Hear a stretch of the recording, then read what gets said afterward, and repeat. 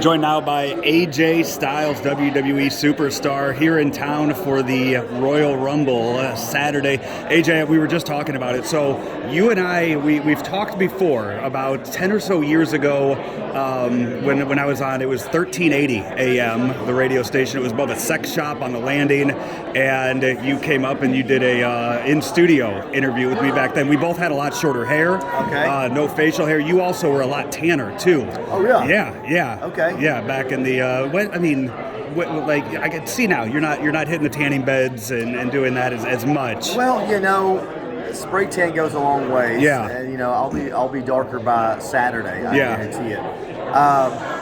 I would love to tell you how much I remember this conversation that we had. I don't remember a thing we talked about. I was asked where I was last week with Raw, and I couldn't tell them. So, at this point, all the traveling you've done, does that kind of become a blur? Are there, with some cities? I'm looking forward to the next one. I can tell you where we're going to be Monday, but I can't tell you where we this past Monday. Right. Because the slate's clean. Okay. Once I don't need it anymore, I have to wipe it out of my brain to put more information in there. So what are, all these years that you've done it, is there any St. Louis memory that you have from any shows you've done here? They all kind of run together. Yeah. It's one of those things where I'm sure I was in St. Louis many times. Yeah. But I don't remember if it was here or there. I don't know. No clue. I know it sounds terrible. No, for some, I think it's, it probably has to do with a big moment or something in your career, right? I could be wrong on this, but I may have been when I was in TNA with Ric Flair, and I want to say he threw out the first pitch for the Cardinals. Okay. I think. Yeah. I could be wrong, and I was there with him. But then again, how many first pitches have you thrown out in your career? I think I did a minor league, one of those a long time ago. So I haven't thrown out many. I've called out the Dogs at University of Georgia this past season. So that's what I remember that. You're a big Atlanta sports fan, big Georgia sports fan. It feels like you guys are getting kind of spoiled. Well, listen, you got to think. It was a couple of years ago where we lost the national championship. It was a couple of years ago when we lost the Super Bowl. So, I don't know that we're getting spoiled. We've kind of got knocked upside the head a couple of times too. There are Atlanta sports fans your age and younger who never really experienced much success, and now it's back two teams in a row. Yeah, listen, I saw him take me out to the ball game at the Atlanta Braves game. And then, like I said, I called out the Dogs. I'm just saying, there might be something to it. Right. Maybe AJ Styles is a little luck, it has something to do with it. I don't know. So next year you calling the Falcons? You doing anything with them? If they want to win, reached out to you. If they want to win, they might want to give me a call. So I don't know what they do at basketball, but I don't know what Atlanta does as far as the football team. So maybe they'll call me and we'll find out together.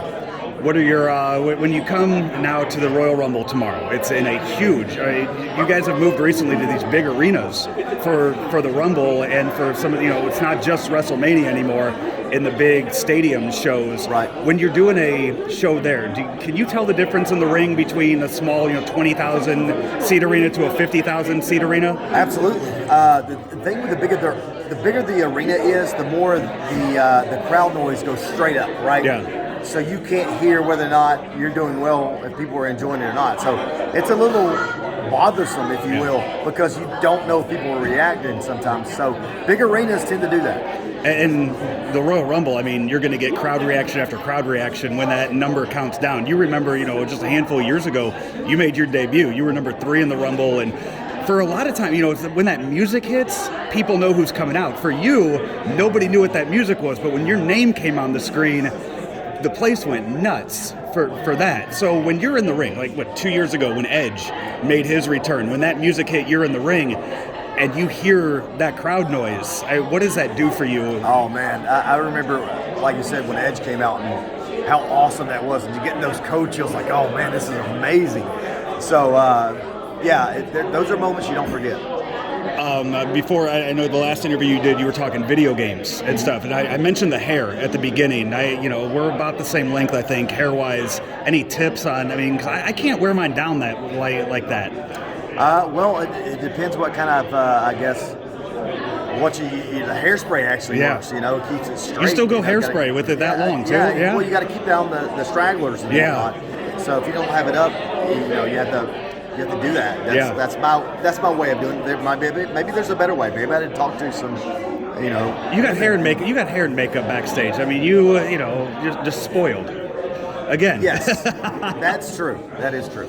And WrestleMania season, I know I've heard everybody in the room asking you.